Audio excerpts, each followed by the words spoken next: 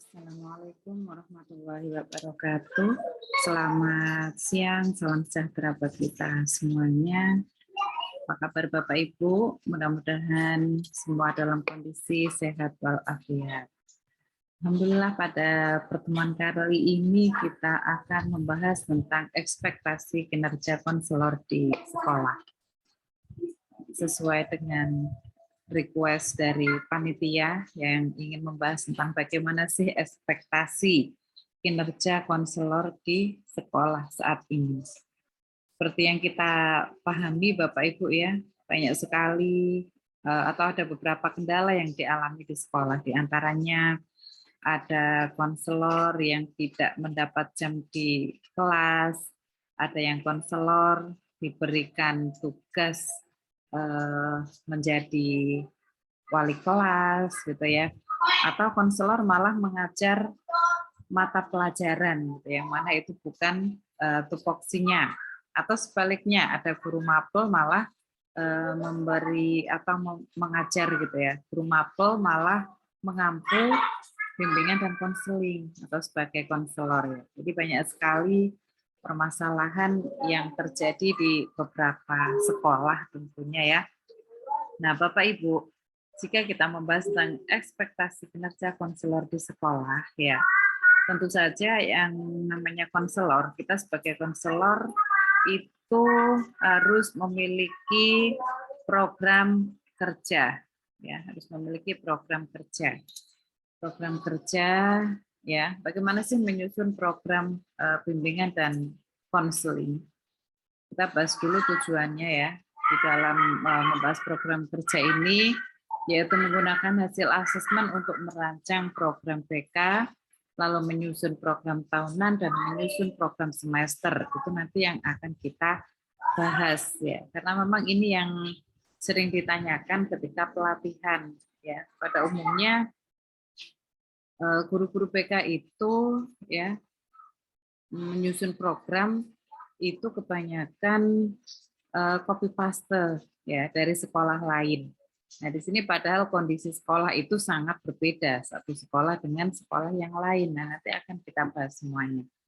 Sebelum kita menyusun program, Bapak Ibu tentunya diawali dulu dengan asesmen di awal ya, yaitu menggunakan hasil asesmen untuk merancang program.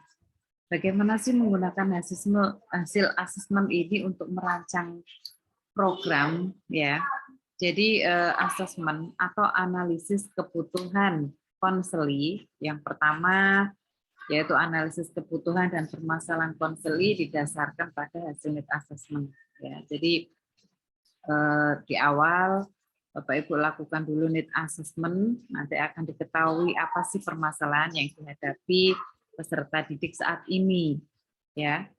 Lalu gunakan instrumen yang bervariasi baik tes maupun non tes. Ya. Instrumen itu ada tes, ada non tes ya. Nah, yang instrumen non tes itu tentu saja yang dimiliki guru BK ya. Di antaranya ada alat ungkap masalah AUM, ada sosiometri, ada UMI dan sebagainya ya. Nah, untuk yang tes itu adalah wilayah dari psikolog ya, ada tes bakat minat, tes kecerdasan ya, dan lain sebagainya. Yang mana konselor tidak punya wewenang untuk melakukan tes tersebut karena harus memiliki lisensi. Ya, untuk memiliki lisensi sebenarnya guru BK bisa ya. Yang saya tahu ya itu Bapak Ibu harus mengikuti wewenang apa ya, kuliah tambahan ya, kuliah tambahan.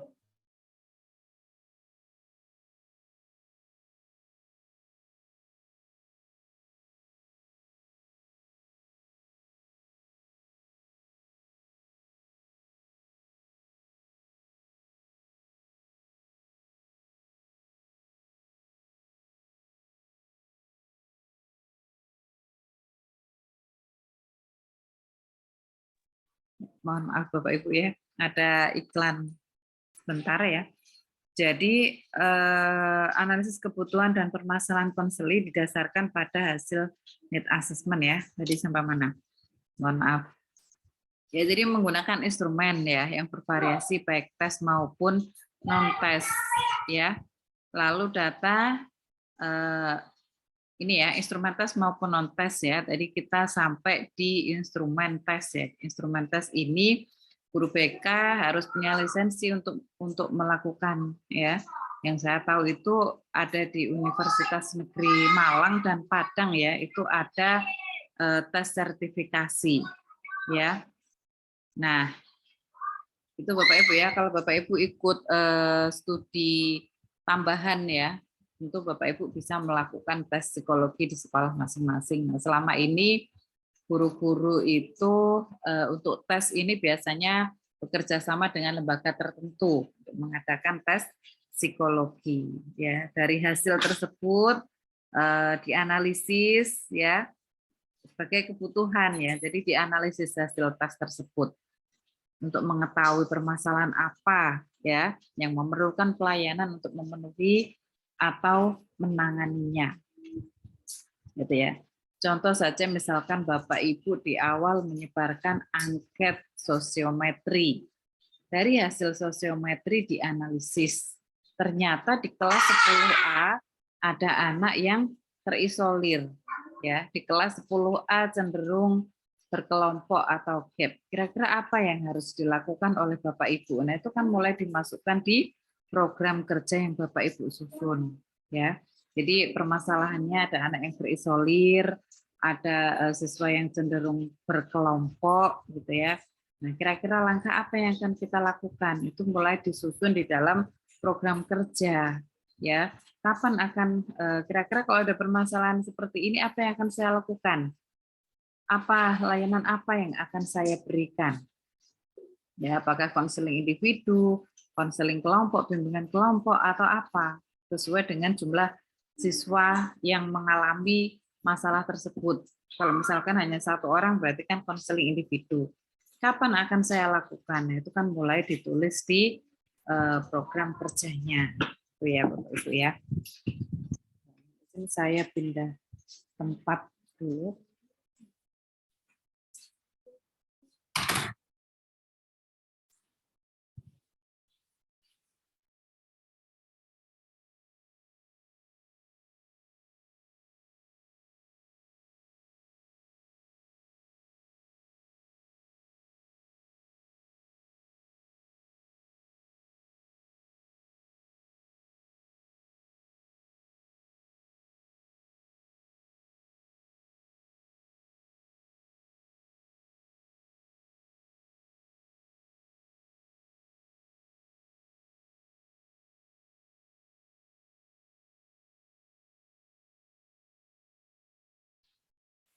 Ternyata di sini silau warna background-nya. Mohon maaf.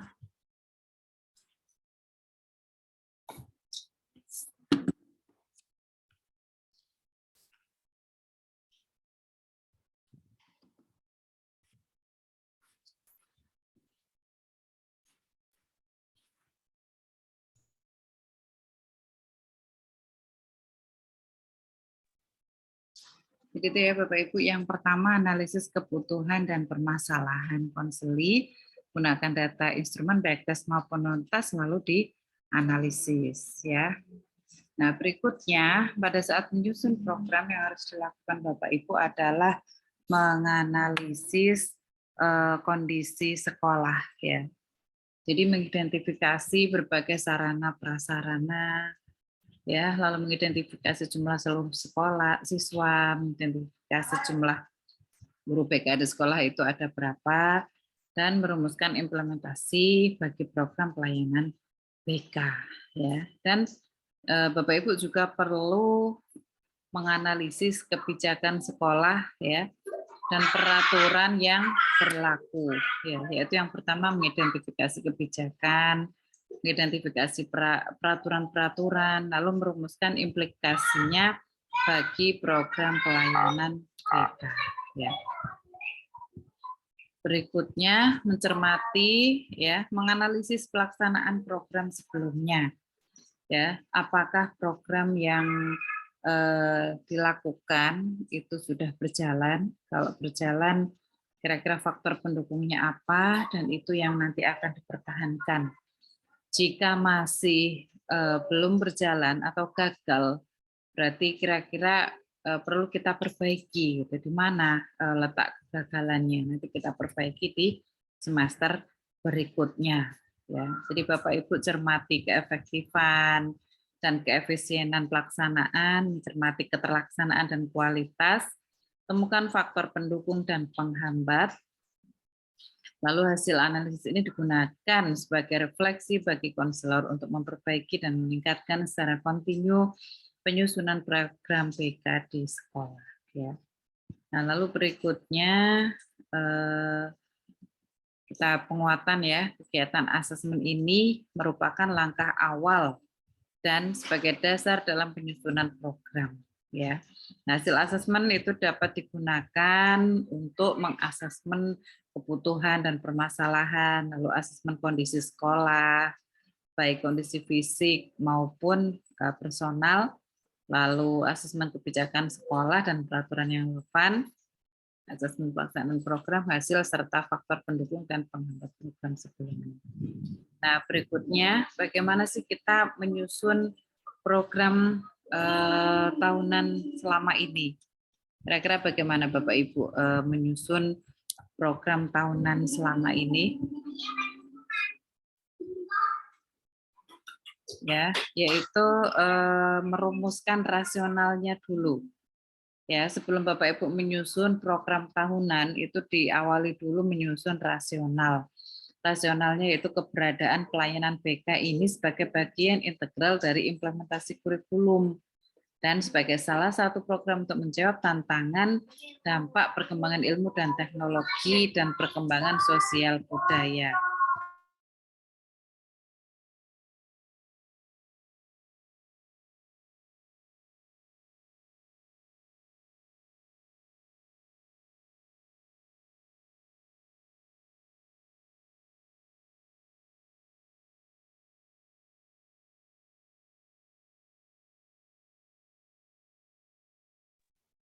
Lalu berikutnya menjawab kondisi objektif di sekolah ya dan meningkatkan pencapaian tujuan pendidikan ya.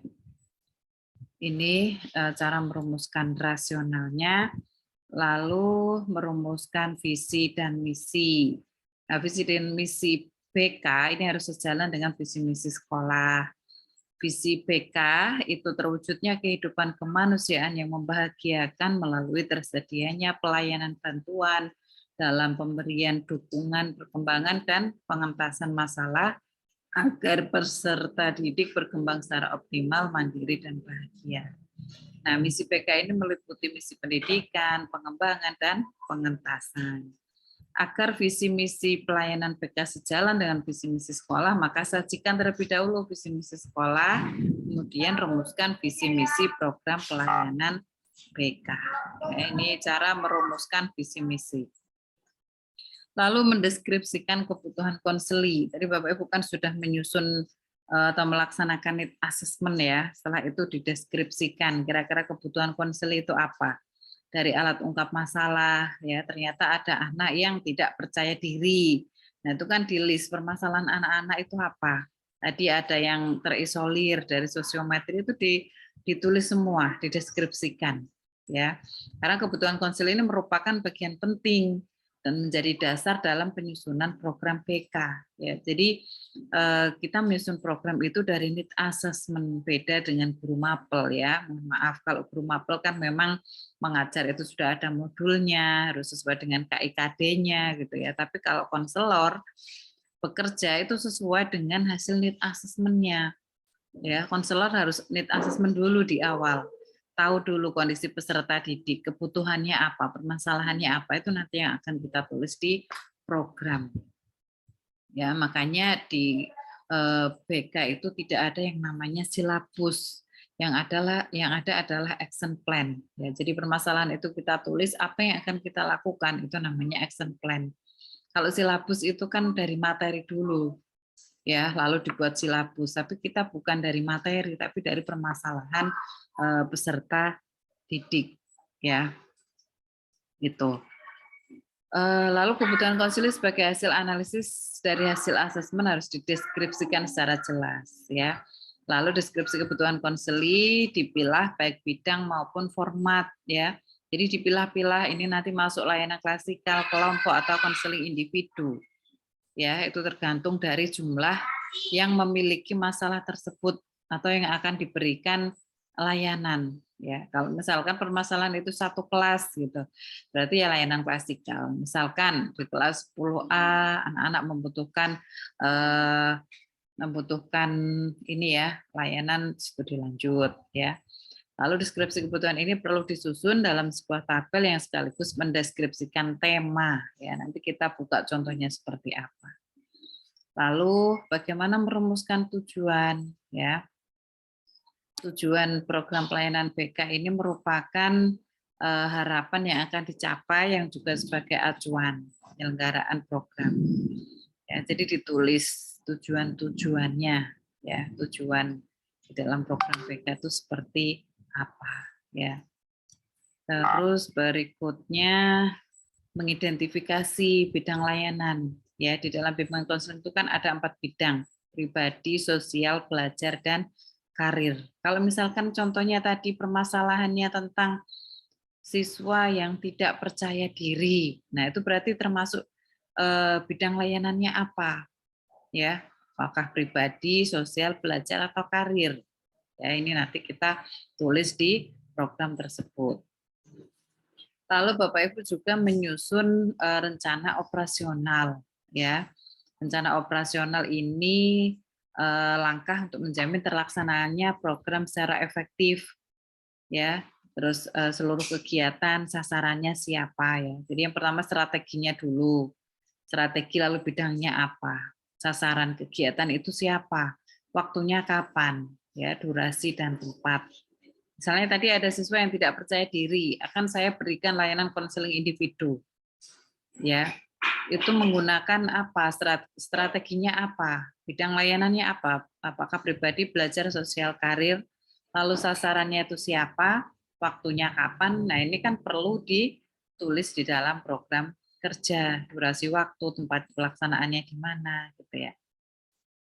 Setelah itu Bapak Ibu menyusun rencana evaluasi pelaporan dan tindak lanjut. Ya, evaluasi ini dapat dilakukan dengan cara mengukur perubahan perilaku konseli ya dibandingkan dengan tujuan yang telah dirumuskan ya. Jadi kita tuh ada evaluasi proses, evaluasi hasil. Evaluasi proses itu pada saat layanan bimbingan konseling dilaksanakan itu bagaimana perilakunya. Sedangkan evaluasi hasil setelah diberikan perlakuan, setelah diberikan pendekatan, ada tidak perubahan pada siswa tersebut yang tadinya misalkan terlambat menjadi tidak terlambat, ya itu adalah evaluasi hasil.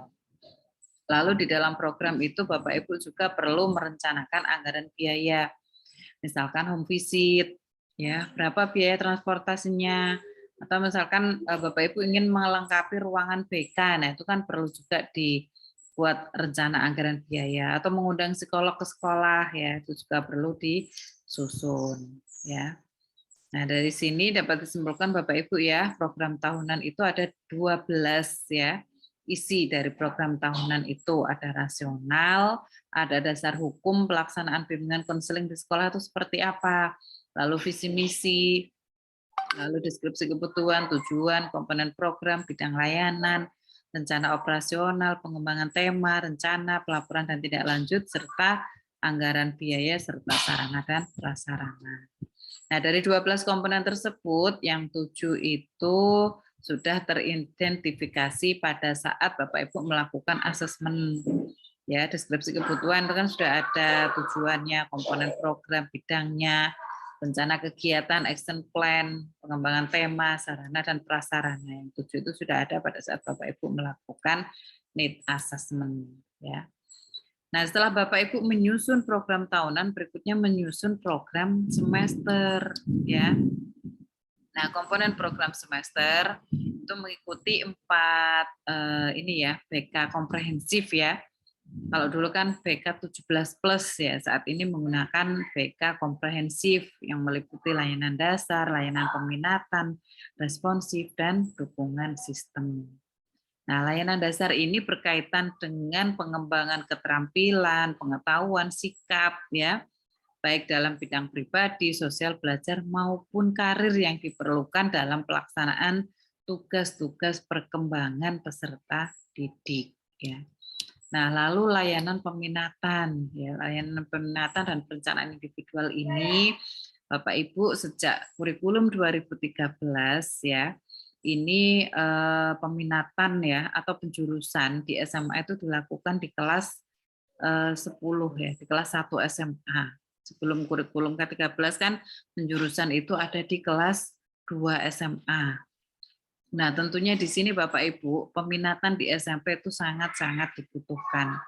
Ya, guru BK yang di SMP mulai mempersiapkan, membuat rencana pribadi, ya, membantu peserta didik memantau dan memahami pertumbuhan dan perkembangannya, serta bagaimana dia mengambil tindakan secara proaktif terhadap informasi tersebut. Dan karena berkaitan dengan studi yang akan dia ambil di saat SMA nanti. Jadi guru BK yang ada di SMP harus mempersiapkan sejak dini. Ya, jangan sampai ketika di SMA anak-anak masih kebingungan memilih jurusan apa atau salah ambil jurusan atau dia hanya sekedar ikutan teman-temannya. Jadi layanan peminatan sangat dibutuhkan di SMP. Dan di SMA juga sangat dibutuhkan untuk mempersiapkan studi jenjang studi lanjut berikutnya di perguruan tinggi negeri. Ya, Bapak Ibu. Lalu ada layanan responsif. Layanan responsif ini adalah layanan yang harus ditangani dengan segera. Ya, itu adalah layanan responsif. Jadi mungkin ada yang belum tertulis di program tapi harus diselesaikan gitu ya. Atau membantu peserta didik memahami permasalahan yang dihadapi. Ya, itu layanan responsif harus segera ditangani. Terus berikutnya dukungan sistem, ini semua aktivitas yang dimaksudkan untuk mendukung dan meningkatkan staf bimbingan dan konseling, staf personalia, sekolah yang lain. Nah, berikutnya strategi layanan ini kan harus ditulis juga di dalam program ya Bapak Ibu ya. Apakah langsung media ya atau ini ya layanan dasar ya, itu kan bisa dengan langsung, bisa menggunakan media, terutama di masa PJJ ini kan Bapak Ibu bisa memanfaatkan media-media ya, papan bimbingan, leaflet ya dan lain-lain. Terus layanan responsif ya, dukungan sistem ya, dukungan sistem ini terkait dengan administrasi ya, seterusnya. Nah, strategi layanan itu berdasarkan jumlahnya ya, apakah mau dilaksanakan layanan individu, kelompok, itu kan tergantung jumlahnya.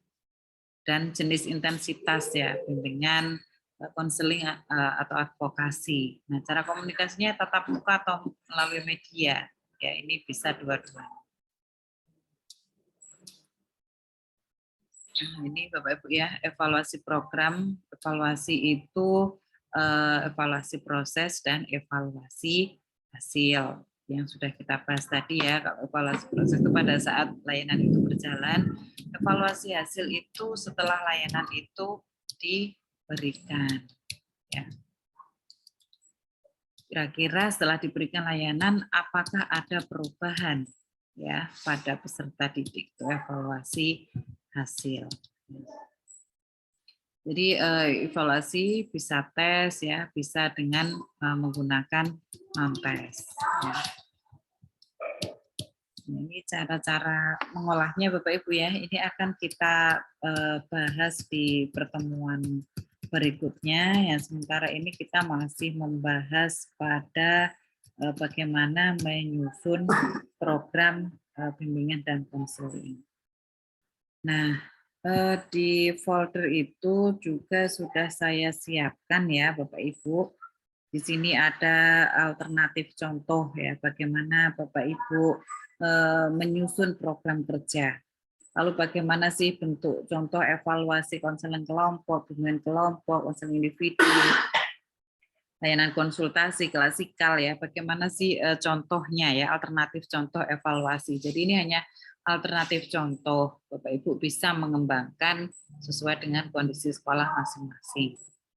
Nah, contohnya di sini program bimbingan dan konseling ya. Ini contoh. Tadi sudah kita pelajari bahwa menyusun program itu diawali dengan rasional ya. Seperti apa sih rasional itu? Ya, bentuknya seperti ini ya. Jadi Bapak Ibu menyusun program nanti bisa Bapak Ibu mengembangkan dari sini. Ya, bisa ditambah-tambah juga kalimatnya.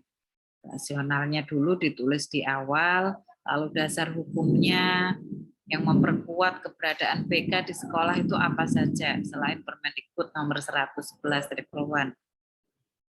Setelah itu ditulis visi misi sekolah dulu, baru visi misi bimbingan dan konseling.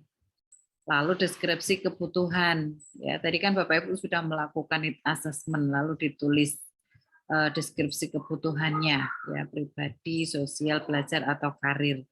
Misalkan dari hasil need assessment, dari alat ungkap masalah, ada siswa yang mengalami, contoh di sini dia selalu merasa tertekan dalam kehidupannya. Nah, berarti yang dibutuhkan siswa ini apa? Ini kan Bapak Ibu melakukan need assessment, ya, yaitu dia butuh bagaimana mengelola stres, ya, kemampuan mengelola stres. Nah, ini bagaimana nanti saya berikan. Apakah melalui konseling individu, konseling kelompok, atau apa? Itu mulai dirumuskan, ditulis di dalam program. Ini namanya deskripsi kebutuhan. Jadi dari hasil need assessment yang Bapak Ibu sebarkan tadi ditulis, direkap.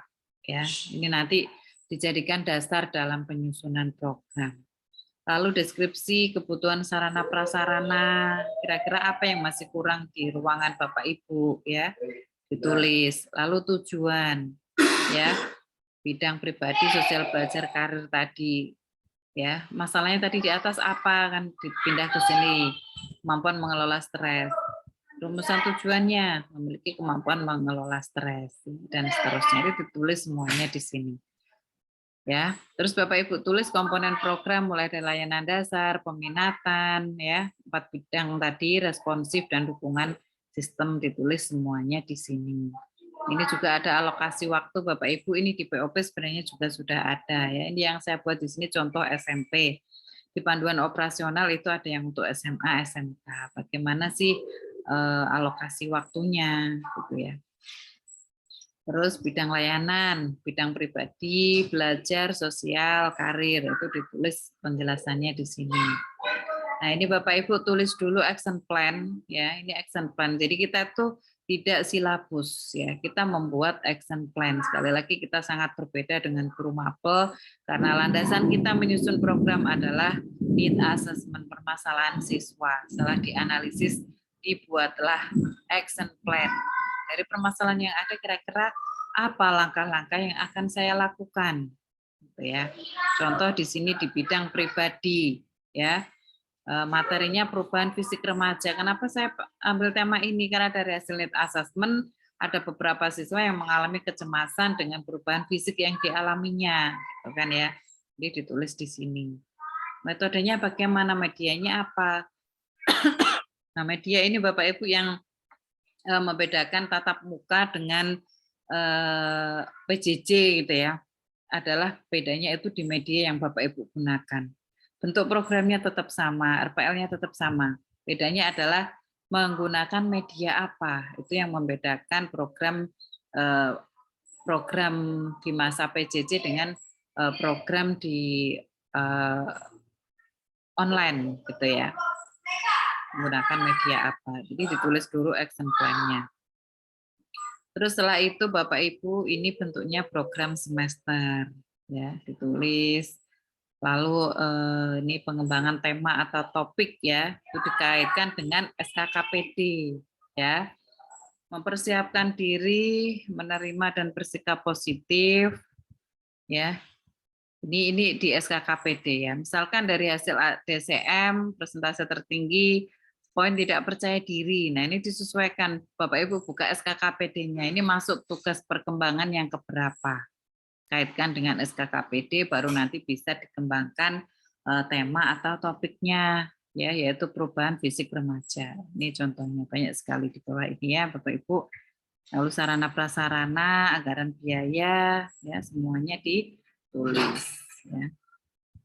Dan tabel-tabel program tahunan, program semester, ya ini semester, semuanya di sini sudah ada dan sudah saya kopikan di Google Drive di link yang saya bagikan. Ya.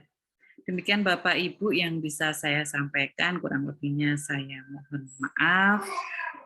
Saya akhiri. Assalamualaikum warahmatullahi wabarakatuh.